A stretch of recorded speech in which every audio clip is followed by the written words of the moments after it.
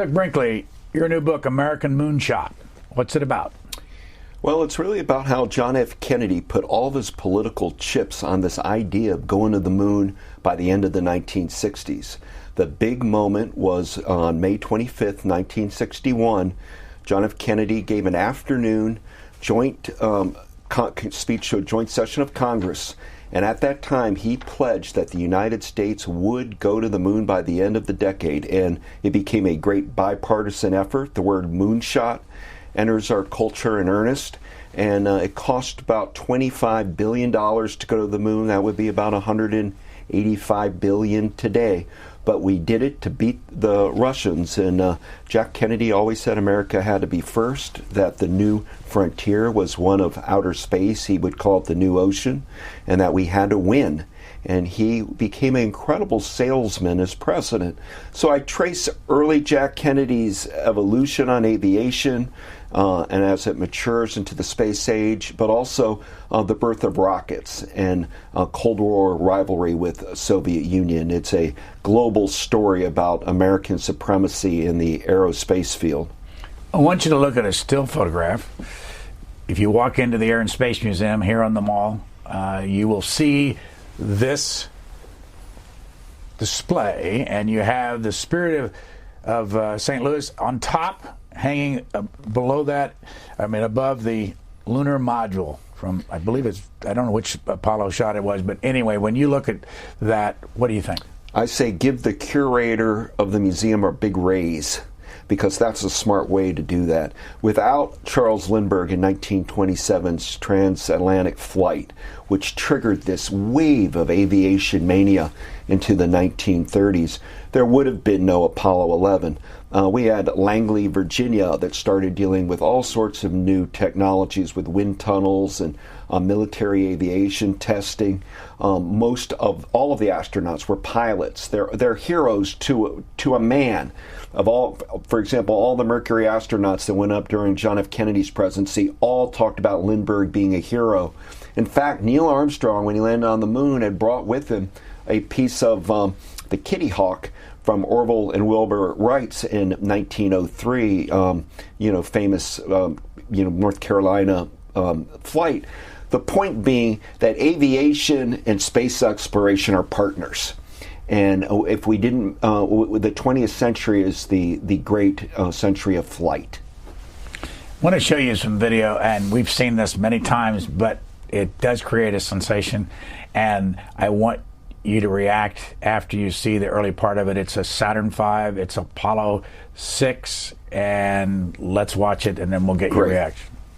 Ignition sequence start. 5, 4, we have ignition. All engines are running.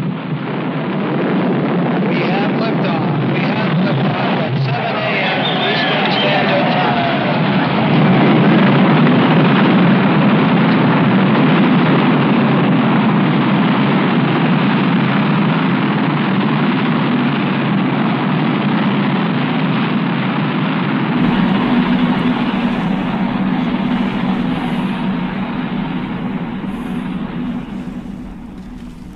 What do you think when you see that? Well, first off, just how large it is, and it doesn't do it justice on film. I mean, that rocket is gargantuan. I mean, it just sticks Statues of Liberty in it. It's that large, and also it's the culmination of really since World War II of perfecting a moon rocket. Wernher von Braun, who's a Nazi rocketeer that I write about in my book, he, during World War II, was the first one to create the V-2 rocket. Those rockets rained on London, killed people. It was a war weapon. But by the time we get the Saturn class, Wernher von Braun had been out in El Paso at Fort Bliss. In 1950, he had moved to work with the Army, U.S. Army in Huntsville, Alabama. And this is one of the biggest, I think, and most important engineering marvel of mankind.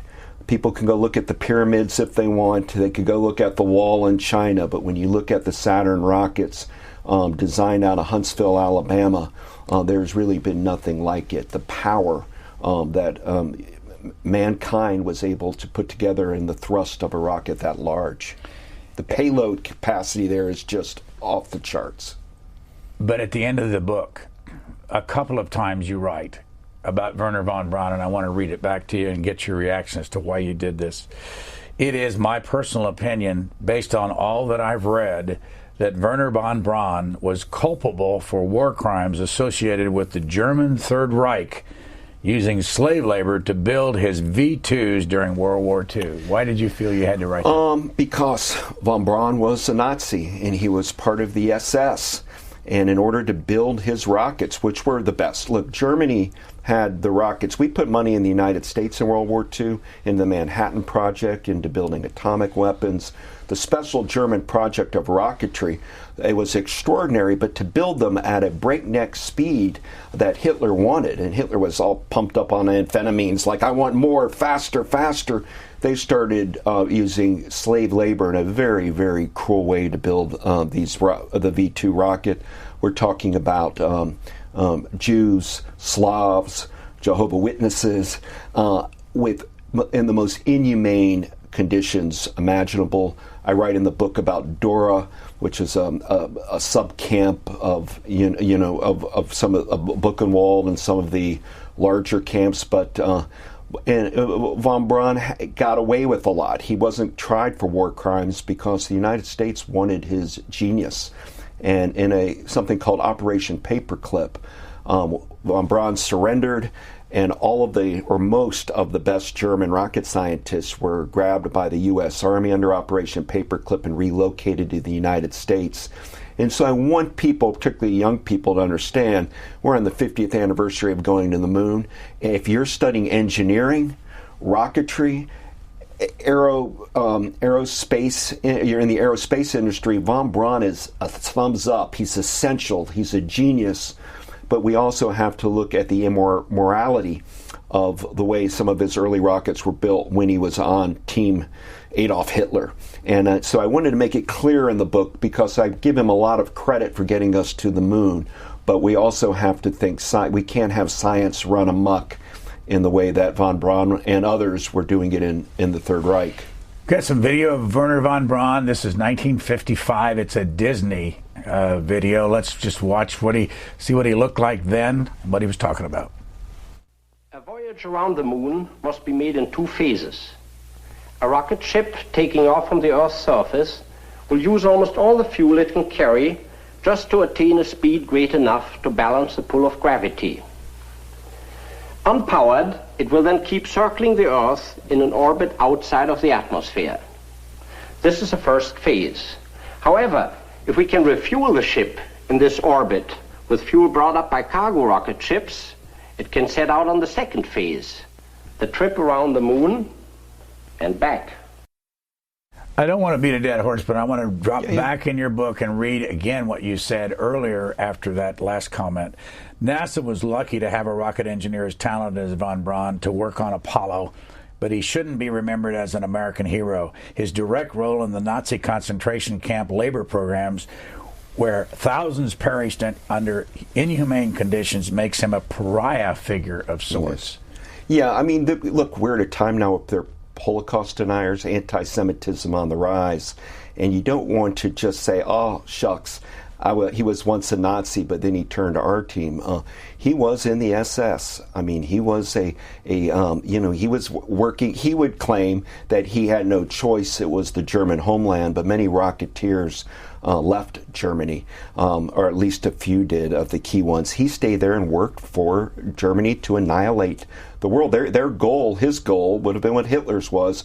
He'd love to figure out a way to destroy New York, Philadelphia, Boston. And the V-2s that he built just killed civilians. These are just 250, 220-mile radius. They would fire off a V-2 from Belgium or the Netherlands right into civilian London and kill people. Now, the argument is, didn't the United States do that with bombers at Dresden? Are we culpable then for building the atomic bomb against Hiroshima and Nagasaki? The difference is we were fighting for democracy. He was fighting for German totalitarianism. We can never forget the Holocaust. I'm here in D.C. with you, and my son's with me. I'm going to the Holocaust Museum. We cannot forget. So I wanted to make clear in the book, you're picking out some of my criticisms of him, but at other times I'm talking about how he was the essential man to get us to the moon. But we want to put him into a proper historical perspective and not glorify him. How was he essential to the moonshot? He was, in my mind, the key. Because what happened was, after World War II, when he came here, he was put out at Fort Bliss in El Paso. We didn't use missiles in the Korean War. It was the heyday of incredible aviators and aces in the Korean War. Neil Armstrong was one of our extraordinary pilots, but our missile program was falling behind. But suddenly, we were surprised by the Soviet Union. From 1945 to 1949, the United States is the only country with a nuclear monopoly. By 1945, the Soviet Union gets nuclear weapons. And then by Sputnik in 1957, they're able to put a satellite into space before us. This period of 45 to, say, 57, we were lagging behind in missile technology. It wasn't prioritized. But once von Braun gets to Huntsville, he starts saying, let me do it. I can do it. I know how to. I could beat Russia with the satellite. Dwight Eisenhower didn't listen to von Braun much. You would think he would have, because he was the Army's rocketeer. But he went with Vanguard, which was Navy. And if you look at old clips of the Navy trying to launch rockets, you see them crumbling on their pads. It was by default that von Braun and his ex-Nazi rocketeers out of Huntsville were given a green light. And it was Jack Kennedy who believed in Wernher von Braun, because they first met in 1953 when, Henry Luce of Time magazine had written the introduction to Jack Kennedy's Why England Slept. He was real close to Joe Kennedy. So he picked young Senator Jack Kennedy, who won the Senate in 1952, and Wernher von Braun, who was in Collier's magazine, and it was starting to be embraced by people like Walt Disney, as the two judges for Time Man of the Year, and celebrity judges. And so they got to hang out together, Kennedy and Wernher von Braun, and both were handsome, both debonair, both had an eye for fashion and women. They were kind of a tag team of sorts, and they got along well. So Kennedy never held his Nazism against him. For Jack Kennedy, saw Wernher von Braun had to do with Germany. I had to do the Solomon Islands. It was our generation had to fight the war. And for Kennedy and von Braun, Adenauer, and that's who they picked, Konrad Adenauer, for Time Man, German Chancellor. West German Chancellor, who's who they picked. But Adenauer, de Gaulle, Churchill, Khrushchev, these were 19th century men. They were born in the 19th century. Jack Kennedy and Wernher von Braun saw themselves as 20th century guys. They were both born a few years from each other. They both had to serve in the war. They were the new generation. And Jack Kennedy, I don't want to say amoral, but he never thought anything negative about von Braun's serving in Germany, where Eisenhower did. Ike had to see the camps of the Jews in the Holocaust slaughtered. He said, film it, Eisenhower, so people won't become deniers of what the German people did. So Eisenhower never personally cottoned to Wernher von Braun. Jack Kennedy did. In fact, they became great friends. In my book, I write about their visits, Kennedy's visits to Huntsville and Cape Canaveral. If he saw Wernher von Braun, he'd pluck him and say, fly with me. They became that tight. How did Wernher von Braun and the other Germans get to the United States, and what year was it? 1945, right in the summer of 45, well, in the spring of 45, the Third Reich was crumbling. And as we all know, by the time Adolf Hitler committed suicide, the gig was up in Berlin. And that was a march of who was going to get the German war spoils. The number one most precious thing that Nazi Germany had was Wernher von Braun and the German rocket scientists. If you could take that technology, you would be the world's superpower. And Wernher von Braun thought for a minute and said, you know what, I'm not going to go to Russia. Who wants to live in Russia? It's a horrible lifestyle. Britain is broke. Plus all my V2 bombs have been raining on them. I'm not going to get a fair shake. The United States. So he sent his younger brother, Magnus, that he actually took all of his blueprints, all of his war materials, forged a document. It's too long a story for us. You'd have to read the book. but it moved the rail car von Braun from the rocket base and hid all of this in a mine shaft, all of his essential blueprints, etc., closed the mine shaft, went into the Bavarian Alps, and then said, find me, told his brother to go on a bicycle, Magnus von Braun, find Americans. And suddenly a guy from Sheboygan, Wisconsin put a gun, and he said, my brother's the creator of the V2. And the U.S. soldiers, come on, give me a break. But they took him in, interrogated him, and realized, wow, here they are. And we went and got him, the whole kit and caboodle. And von Braun was worried about not being charged with war crimes. And what he wanted to do was work for the United States Army. We brought him over. Some of these parts went to Annapolis. Some came through the port of New Orleans. And I document that. But in the end, they went to be tested on the White Sands Proving Grounds in New Mexico. And you can go visit it there today, Roswell. Area. Roswell, New Mexico is where our great American early rocketeer Robert Goddard moved after he was a menace in Massachusetts with his rocketry, so he moved out there to the clear blue New Mexican skies. And so von Braun was under house arrest. He had wherever he went, he was being watched. They let him marry a young woman from Germany and bring her to America. And I wouldn't want to say that he would say, von Braun, I'm a prisoner of peace. But he was under surveillance. But they let him. We started rebuilding these V2s and testing them in the New Mexico desert. And it became clear that we had gotten the Albert Einstein of rocketry. And I don't fault the U.S. Army for doing it because what was the options? If we didn't bring them over there, if we let the Russians get them, I don't like Russia. My career as a Cold War historian, I'm not somebody who gets soft and fuzzy about the Soviet Union because I've read too much about Stalin, and I don't like totalitarian governments. So all things considered, we did the right thing of giving them jobs here and relocating them. But they all have asterisks by their name in my mind for having served in the Third Reich. You are a professor at Rice University, and on September the 12th, 1962, at Rice University, President John F. Kennedy made a speech, and here's an excerpt from it. For the eyes of the world now look into space, to the moon, and to the planets beyond.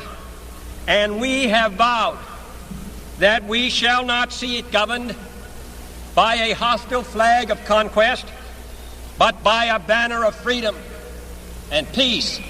We have vowed that we shall not see space filled with weapons of mass destruction, but with instruments of knowledge and understanding. Yet the vows of this nation can only be fulfilled if we in this nation are first, and therefore we intend to be first.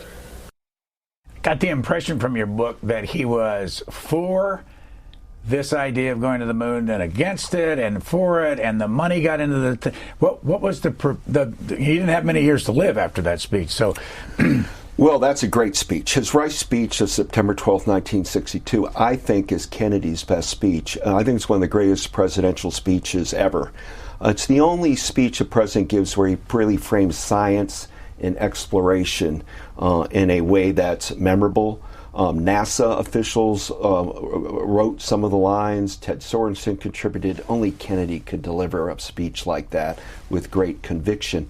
By the way, why Rice? Rice was in Houston, Texas, and that's where a lot of the pork was going. What I write about in my book is NASA's created in 1958 out of reaction to Sputnik, and Lyndon Johnson is the big engineer of getting NASA created out of the Senate.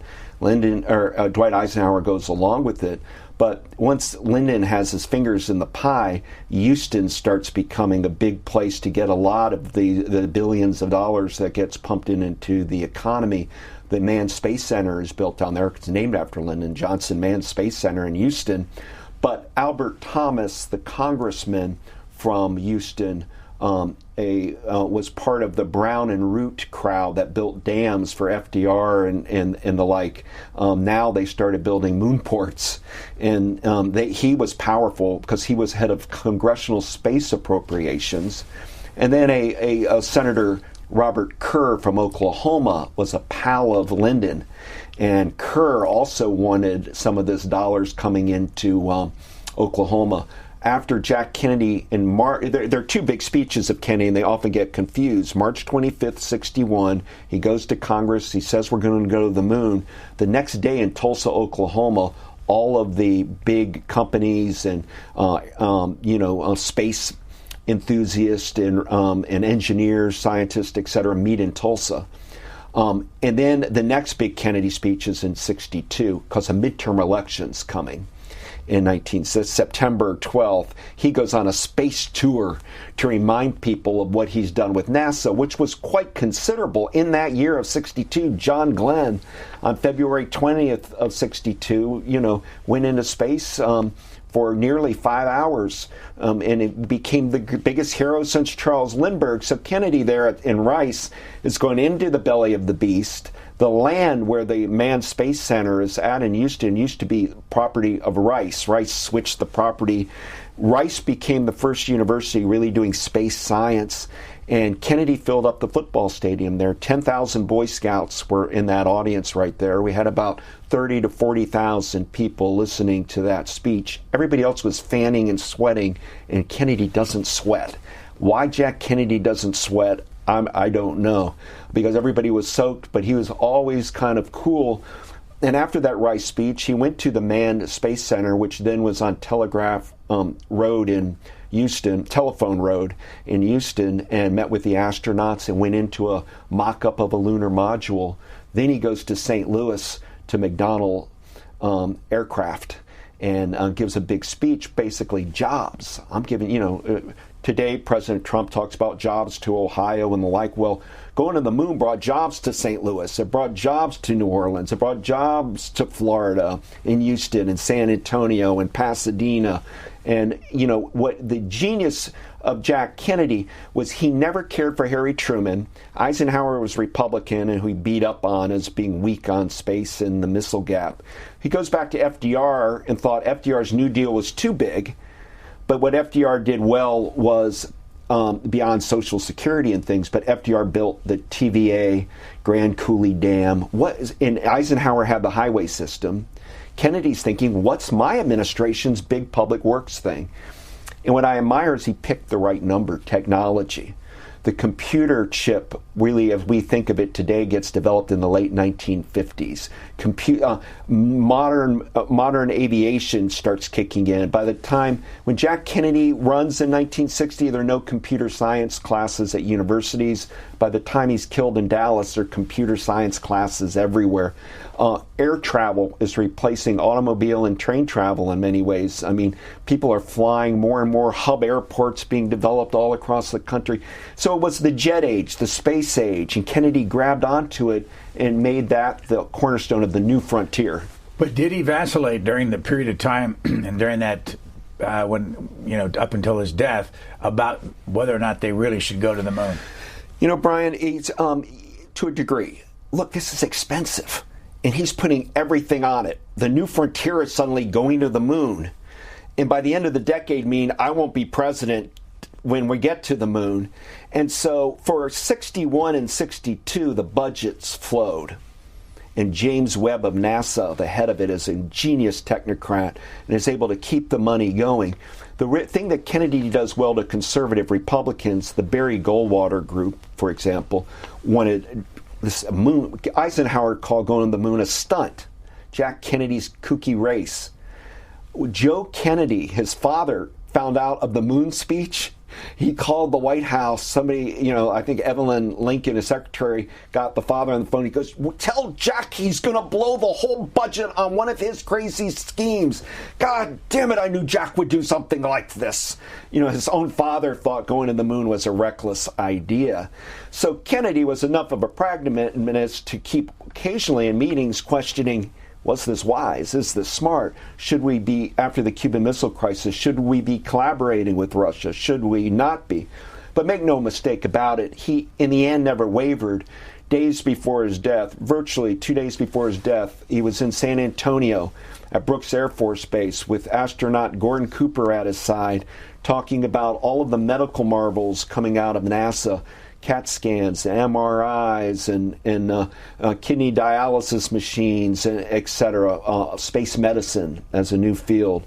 He goes to Houston and is there with Albert Thomas, and it's a very funny moment because he says to Thomas, "We are going to put the biggest payroll," and then he said, "I mean payload in space," and everybody laughed because he had poured so much money into Houston and San Antonio, the Kennedy administration, hoping to hold Texas in 1964.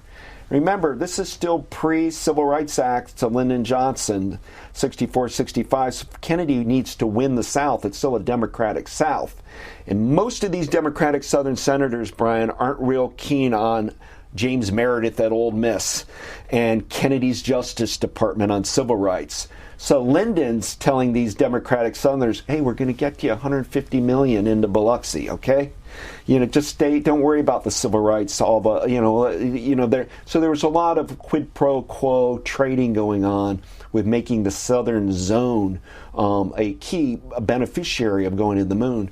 But then Kennedy, on his way to Dallas, when he was in the convertible, and incidentally, Gordon Cooper was supposed to be his space hero with him in the car that day. Who was Gordon Cooper? Gordon Cooper was one of the Mercury astronauts, the most recent to have gone up, and was a big popular hero. And Kennedy knew he was popular in San Antonio and Houston, but not in Dallas, so he really wanted a space hero at his side, but they called Gordon Cooper away from being with Kennedy. But at any rate, he had with him, going in the convertible, his speech for the Trade Mart in Dallas was a space speech about doubling down and how successful our program is. Kennedy was very comfortable with running for re-election in 64 with Mercury, and Gemini, and Apollo, and the Moonshot being part of his re-election strategy. Just briefly, so folks that may not have been alive in those days, Project Mercury 1958 to 63, what was it? Project Mercury, the simplest way to think about it is one astronaut. All of the Mercury missions are one. It starts with Alan Shepard in the spring, April of 61, and it just keeps going, Alan Shepard and then Gus Grissom. And I write about all of the Mercury astronauts. All of the 7 Mercury astronauts, 6 of them got to go on Mercury missions. Deke Slayton did not get to go up for Mercury, but up and down. And then, of course, with Glenn, you're starting now to do orbits of the Earth, but it's still a solo astronaut. Project Gemini, 62 to 66. What was that? And that tells you that it was created in 62, but Jack Kennedy never lived to see a Gemini astronaut go into space. That happened during Lyndon Johnson's watch. That was to put 2 astronauts into space. You're partnered up, and you did things of trying to do rendezvous docking exercises, but also spacewalking and the like. And it was successful. Both Mercury and Gemini were very successful programs. You list Apollo as being 1960 to 1972. So when Apollo was created, the problem we have with Apollo is Apollo 1. In which it blows up in 1967 on a horrible tragedy in Cape Canaveral, and 3 of our astronauts perish. And James Webb, head of NASA, said, I knew we'd have a space accident, but who thought it would happen on the launch pad? We always thought we wouldn't bring them back from outer space. And that starts making people wondering about the funding. One of the things in my book to understand all of these, Mercury, Apollo, Gemini, is money. Surprise, surprise. And the money factor is who's getting the appropriations. Navy, who's in the rocket game, Air Force, or Army. The inter-service rivalry for space dollars is really intense. So the Air Force is keen on the Atlas, where Saturn is Army. So a lot of these, becomes who's getting all of the money. When Kennedy was alive, he really believed very strongly on putting money for Apollo into von Braun's Saturn program. How old were you in July of 1969? Now that's a good question, because I have had to reflect on that. And I would have been 8, 9 years old. I would have been 9 shortly thereafter. So I was a little boy growing up in Perrysburg, Ohio, near Toledo. And Perrysburg isn't very far as a country drive to Wapakoneta, where Neil Armstrong's from. So I remember vividly, Brian, watching every moment. I slept on a sofa and built like a fortress so I can watch all of this and try not to sleep for the big moment when Neil Armstrong sets foot on the moon. He had become my all-seasons hero. I was one of those kids collecting plates of all the Apollo missions and bobbleheads and trading cards of astronauts. I had Major Matt Mason, which were these like G.I. Joes of space, and I made like lunar camps. And I realize now, only that I'm older, I wasn't a child of World War II or the Great Depression. My big moment when you're 9 years old, you're very impressionable. It was the fact that Neil Armstrong was down the road from me. And so my parents took me to Wapakoneta before he walked on the moon. I drove around to see all the sights there. I was there for the opening of that museum. When Moon Rock came back, I went to go see the Moon Rock anxiously. So I was smitten and taken in by the going to the moon of my childhood of the 1960s and early 70s. I have a list here. I'm going to read them out loud only because they deserve being heard. Anybody my age will remember these names. These are the 12 men that walked on the moon. Neil Armstrong, Buzz Aldrin, Apollo 11. Pete Conrad, Alan Bean, Apollo 12. Alan Shepard, Edgar Mitchell, Apollo 14. David Scott, James Irwin, Apollo 15. John Young, Charles Duke, Apollo 16. Jack Schmitt, Apollo 17, and Apollo 17, last man to walk on the moon, Gene Cernan, 1972. Do you know any of those people? I do. And for Neil Armstrong, I got to do the official oral history of, he's of course passed, but I did the official oral history of Neil Armstrong with the late historian Stephen Ambrose. We're going to run a clip of that in a second, but tell us when you did it so we can... That was in 2001. But I had written Armstrong in the 1990s. I had finished my doctorate at Georgetown, and I had written a book on Dean Acheson and then one on James Forrestal. And I got the P.O. box for Neil Armstrong near Cincinnati, Ohio. And I sent him my book signed, and I got a little note back, Brian, from his personal assistant, Plight, but it said he'll read one of the two books that you sent. And I remember feeling, God, I shouldn't have sent two. I knew it should have been one. Is too many. And they said he's not doing interviews, but we're keeping you in mind. So, how long did you talk to him? We spent a whole day, like 6 hours of talking to him at the Johnson Space Center. And the 9/11 tragedy had happened. People ask where I was when the 9/11 happened. I was in New Orleans watching the crumbling of the World Trade Center in New York City, and thinking, there goes my Neil Armstrong interview. I was supposed to interview him a few days later, and all aviation was shut down at airports. Now, I was in New Orleans, so I knew I could drive to Houston, but they were closing airports places. And I found out from NASA that he doesn't cancel things, Neil Armstrong, and that he flies his own plane. So he flew his own private plane by himself and landed at Johnson Manned Space Center, and walked in and had him sign my book, which the NASA people didn't like very much, but he did, and put like a smiley face by Neil Armstrong, so it's a great possession I have, and got to spend time asking him anything, and felt the place that I made some progress in the Q&A was on the Korean War, which Armstrong in Korea, there's stories unto themselves about his near death on combat missions and the like. But when it came to talking to Neil Armstrong about the moon, I was too much of a humanities guy, because at one point I was trying to open him up. He's an engineer from Purdue, which you identify. You love Purdue, and I do too. What a great school. So many of our astronauts went to Purdue. But he's an engineer. It's a mission. Jack Kennedy we're going to the moon. It's my mission. So he was in engineer mode, and I said, Mr. Armstrong, don't you go up and like look at the luminous moon and look and think, my God, I'm going to be stepping there right before? No. That was the answer to me. Let's listen to you ask a question, and we can hear this. It's only audio. There was no video. And this is back in 2001. Do you find it curious that NASA didn't script a line for you to say? Well, in retrospect, they might have wished that. But the late Julian Scheer, who really led the NASA relations with the outside world in many ways, was absolutely adamant that headquarters never put words in the mouths of their people, not just astronauts, but anybody. They let people speak for themselves. Thanks for playing that. Yeah, but Julian Scheer, who doesn't get much attention anymore, how important was his PR, the relationships with the networks, and the whole story of NASA and the unbelievably large. I'm probably an enthusiast of space because of them. Look, NASA as a government bureaucracy, an agency, what a remarkable public relations job they do. Granted, I'm at Rice and NASA's in my backyard, but I go around college campuses and kids still wear the NASA logo.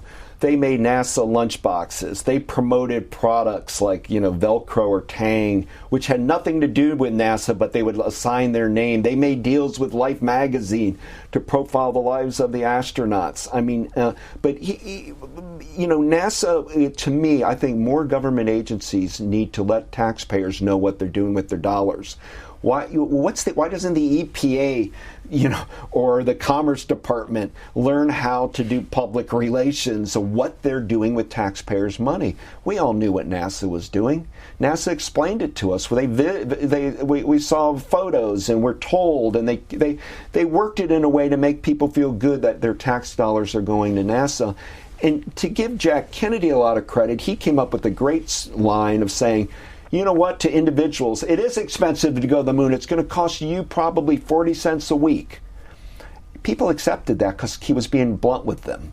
Today, it's like, well, it's not really your money, and Kennedy say it is, but 40, And so I think the combination of Julian and Kennedy and James Webb were able to capture the imagination. And that we did this in the 60s, although the 60s, there's the early Jack Kennedy 60s and the late 60s. But even with civil rights, Vietnam, protests, counterculture, the space was able to hang in there. And alas, this summer, 50 years of going to the moon. So I think the Moonshot is going to be seen in history as America's great achievement. I want to read a footnote that you wrote in the back of your book, for a couple reasons. One, to ask you about the different things that came from the space efforts, but also your effort. And this is the term space medicine. Since 1976, NASA has annually published Spin-Off, a handsome publication featuring technological innovations from space research. I read all copies to glean the technologies that were most viable. There is a profusion of mythology regarding the medical advances NASA did or didn't innovate. Where do you find Spin-Off? And tell us about the myths. Spin-Off is tremendous because it's telling you where your tax dollars are going. And so, in other words, it wasn't just going to the moon. It's product development, like the perfection. The danger of dealing with NASA and what we got out of paying that $25 billion is that some people will say, like, GPS was created by NASA. It was enhanced by NASA big time, but not this inventing thing is where. Who said that they created it? Well, that's people. It's out there. If you pull up, you'll see fake things that NASA created. I mentioned, for example, Velcro. Velcro was a guy in Switzerland who had his dog on alpine hikes was getting burrs, so they pulled it off. And this is like in the 1940s there was Velcro, but suddenly people thought because NASA used the product, they pioneered in it. But where NASA, GPS is gigantic with NASA when you deal with the anti-icing, devices on planes. Yes, in figuring out, in all sorts of pressurized cabins, refrigeration, and medical advances. But they've learned to test it. They're part of if you like, an industrial academic innovation technology world. Spin-Off, though, can tell you every one of the products with great exactitude. Where do you find Spin-Off? Libraries. You can get it from NASA. Do they still write these? Yeah, they've been regularly updated on what they're coming to let people know that it's a steal. What volume was it for you to have to read? How big? They're like, news pamphlets. How many of for them each one. Oh, tons. They got them from the library. They're like, lined up like this. Pretty thick each one, about 100 pages, 150. And where did you find them? Rice University. This is off the subject a bit, but it's about politics, and it was one of my big surprises in your book, and I want to ask you about it before we lose time. I'm going to read it back to you. Then a most unlikely spoiler appeared before the subcommittee. John Glenn, who echoed Webb's contention that funding women in space drained money needed for the Moonshot and was generally a waste of tax dollars. I think this gets back to the way our social order is organized, Glenn testified. It is just fact. The men go off and fight the wars and fly the airplanes and come back and help design and build and test them. The fact that women are not in the field is a fact of our social order. John Glenn. Where did you find that's your Ohio guy? That's my Ohio guy. They look. I write about women in my book, obviously in the NASA world, but mainly how they were frozen out. There was a group of female astronauts known as the Mercury 13, and they got a man named Dr. Lovelace out in New Mexico, who was only tangentially connected to NASA. That gets miswritten sometimes. But he started thinking women would be better astronauts because they consume less oxygen. They tend to have smaller frames than men. The pool would be very great. And he had all these theories of why women would be ideal astronauts. And he started doing medical testing, extreme medical testing, like 2-foot rubber hose down your throat, endurance test on bikes, sweat, that just very tough thing, and came up with a group of 13 camera-ready astronauts, women. But why was John Glenn of all people? He ran for president. Glenn, this is early Glenn, and they did not want, there was a movement to get women astronauts, and they thought it was a male prerogative. It's just part of what the early 60s were like. I mean, Betty Friedan's book was just coming out, and, Rachel Carson's Silent Spring, and the women's movement was getting going. But look, all of these astronauts you just mentioned, or we've been talking about, are all white men. I mean, I write later about Sally Ride and how now women in space it's a big deal, but we're still dealing in a highly chauvinistic, misogynistic era when we're dealing with early NASA. And women were cut out. The Soviet Union put a woman into space before we did. You've mentioned several times Jim Webb. I've got some audio with Jim Webb talking to John Kennedy. Before we go to that, though, give us, who was he and what role did he play in all this? In the end, Webb is not as interesting as astronauts, but Webb's the story. He was from North Carolina, a lawyer, worked for Harry Truman in the State Department and Treasury budget guy back in the Truman years, who became seen as an extraordinary Capitol Hill lobbyist, if you like. But he then worked for McGee Kerr Oil out in Oklahoma, gets back to Oklahoma again with Kerr. And he was an extraordinary bureaucrat, technocrat is a better way of putting it. And he was the one Kennedy picked on the recommendation of Kerr and Johnson to head NASA.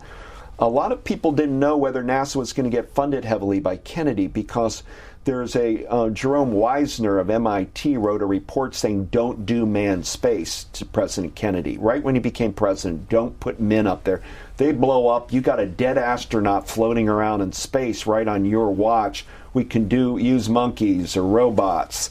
And Webb came in and backed manned space. There would be no Alan Shepard, John Glenn, if it wasn't for Webb's persistence. But why Webb's so important? Because he was Southern. He got along with Democrats and Republicans. He was both a liberal, New Dealer, and a conservative somehow. And so he knew how to count the votes on Capitol Hill and keep the money flowing. There used to be a comedy saying, no bucks Rogers. You want to go to the moon, it costs a lot of money, and Webb's the one who went and constantly got the appropriations. And then he ran a squeaky clean shop in NASA. He ran it well. We got accomplishment out of somebody running a government agency with great efficiency. But you write a lot about the disagreements between Jim Webb and President Kennedy. I want to run this audio, and you got to follow it closely. There is script on the screen so you can see what they're saying, but he's a bit feisty in this. Let's watch this, and then you can follow up on him. I think we have to take the view this is the top priority. Number one, they are real unknowns as to whether man can live under the weightless condition and you will ever make the lunar landing. This is one kind of political vulnerability I'd like to avoid such a flat commitment to. I agree that we're interested in this, but we can wait 6 months. But you have to use that information to do your thing. Yeah, but only when that information directly applies to the program. Soviet Union has made this a test of the system. So that's why we're doing it. So I think we got to take the view that this is the key program, and the rest of it not so that we can find out about it, but there's a lot of things we want to find out about. But you see, when cancer and everything else. When you talk about this, it's very hard to draw a line between what I think everything that we do ought to really be tied in to getting onto the moon and ahead of the Russians. Why can't it be tied to preeminence in space, which are your own words? Because by God, we've been telling everybody we're preeminent in space. For 5 years, nobody believes it. 1 year and 1 day later, Jack Kennedy was dead. But on this event, what's this difference between wanting to be preeminent in space versus landing on the moon? Great question. Thank you for these are from the Kennedy tapes, and some are just being uncovered at the Kennedy Library up in Boston. Robert Kennedy, Bobby, called Webb blabbermouth. His style was very aggressive, as you heard there, and he'd push Kennedy. It is Kennedy, nobody else, that at the key moment is saying, I said the moon. It's my face hanging. I went to Congress and said a moon by the end of the decade. Now you're telling me I'm going to deprioritize the moon? The moon could be one of many? In Kennedy, they're saying bull, because it's not about the moon. I don't care what we find. It's a lifeless moon. It's about beating Russia. Jack Kennedy is about winning. And once he dug in that we are going to beat the Soviets, it was Wernher von Braun who helped him think you can leapfrog. What Kennedy didn't like is the Soviets do something in space, we do something. They do, we do. This sort of incrementalism. The moon was the leapfrog, which would prove to the world that democracy, technology in a democracy was more effective than a totalitarian communist one.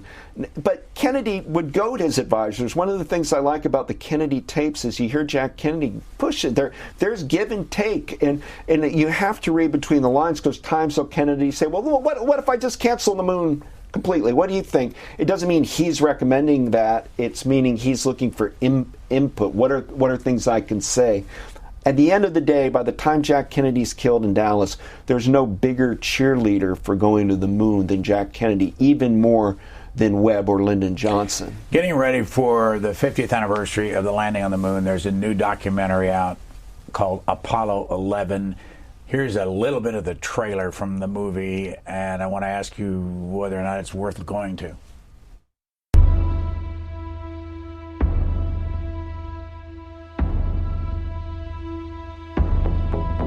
I'd like to know what you feel as far as the responsibilities of representing mankind on this trip. That's relatively difficult to answer.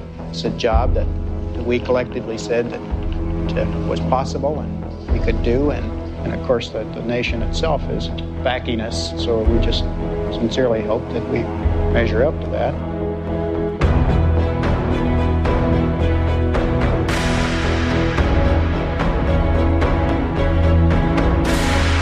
The whole Apollo program was designed to get 2 Americans to the lunar surface and back again to Earth safely. The enormity of this event is something that only history will be able to judge. 93 minutes in length. Have you seen it? I saw it and absolutely loved it. There's no talking heads, no narration except for using news clips, and it really brings it all back home again. It's a must-see. There are going to be a lot of space programs. I think nothing will beat Apollo 11. I remember you sat with President Trump during his transition period at Mar-a-Lago in Florida, and I remember you telling us that he talked about space. Bring that forward after. Well, when I was right after Donald Trump got elected president, I was a historian for I'm a CNN presidential historian, and I got to talk to Donald Trump, not on air but off the record. And because I was writing this book, we're in Florida, asked him about the moon, and he is of the belief that we need to go back to the moon soon.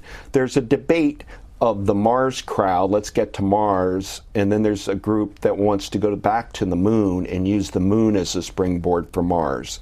And then in Trump's view, there needs to be a space force, as he calls it, which would be a whole new branch of the military. That's not going to happen, only because Army, Navy, and Air Force aren't going to go for it. They don't want to lose money to a new space force. So the timing would have to be right for a kind of a new.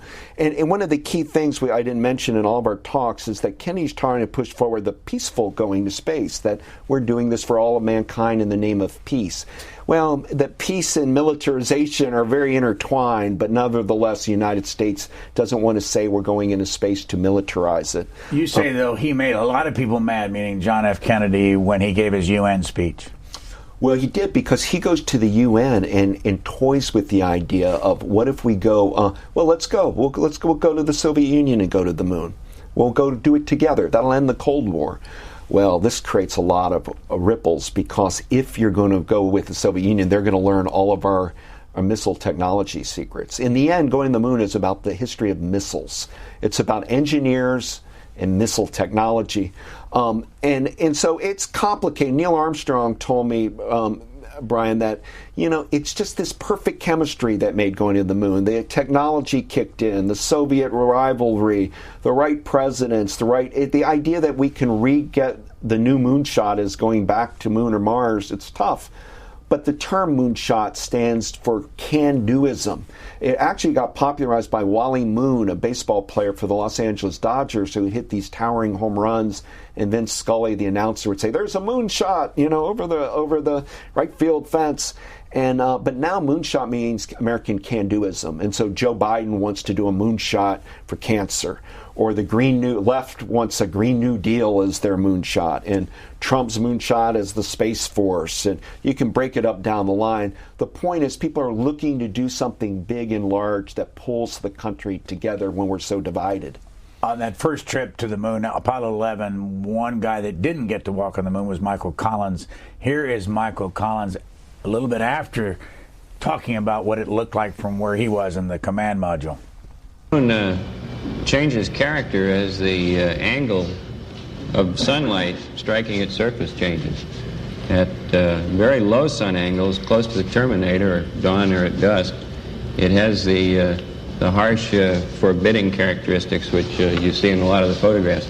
On the other hand, when the sun is more closely overhead, a midday situation, the moon takes on more of a brown color, it becomes almost a rosy-looking place, a fairly friendly place.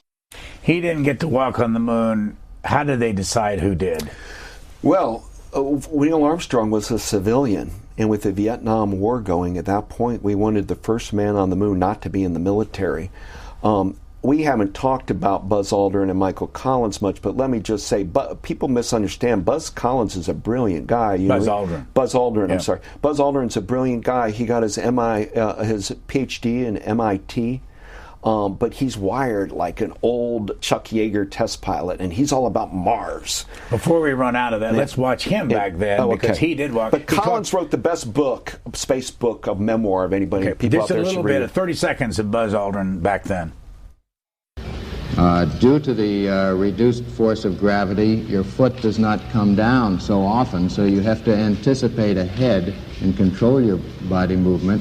And since your foot is not on the surface for a long period of time, in each step you're not able to bring to bear large changes in your force application, which would enable you to slow down. So in general, we found we had to anticipate 3 or 4 steps ahead instead of maybe the 1 or 2 that you do on the surface of the Earth.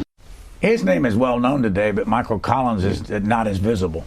Because he's not one of those moonwalkers, but Michael Collins is an intellectual. He's more of an academician. Scholars love him because he can break things down.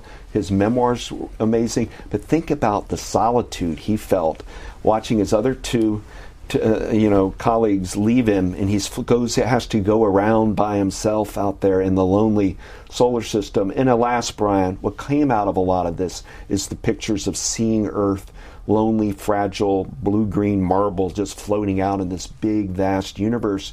out of going to the moon, the environmental movement started. People start saying there are no boundaries, there's no borders. We're a whole Earth. We've got to pull together.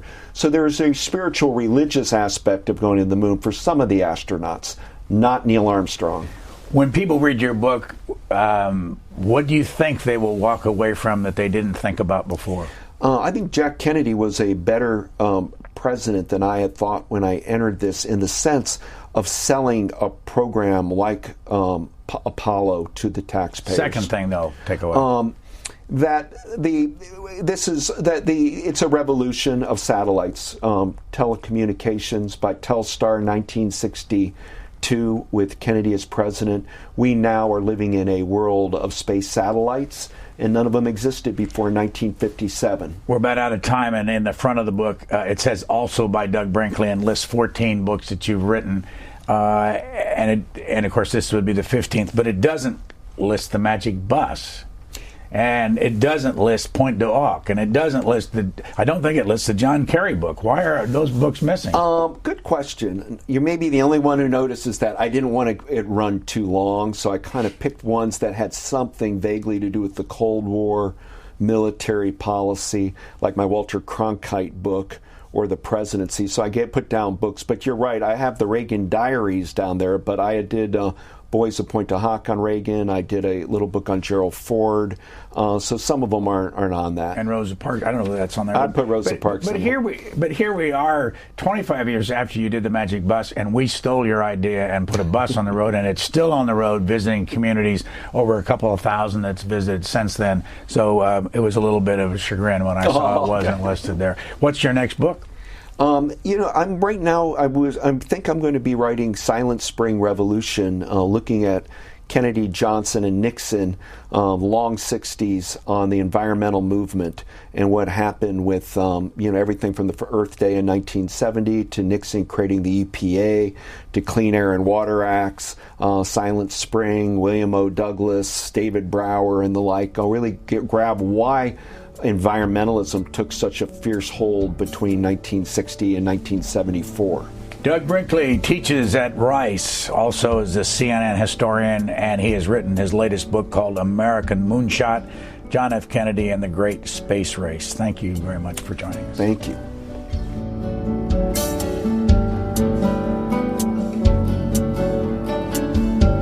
All Q&A programs are available on our website or as a podcast at cspan.org.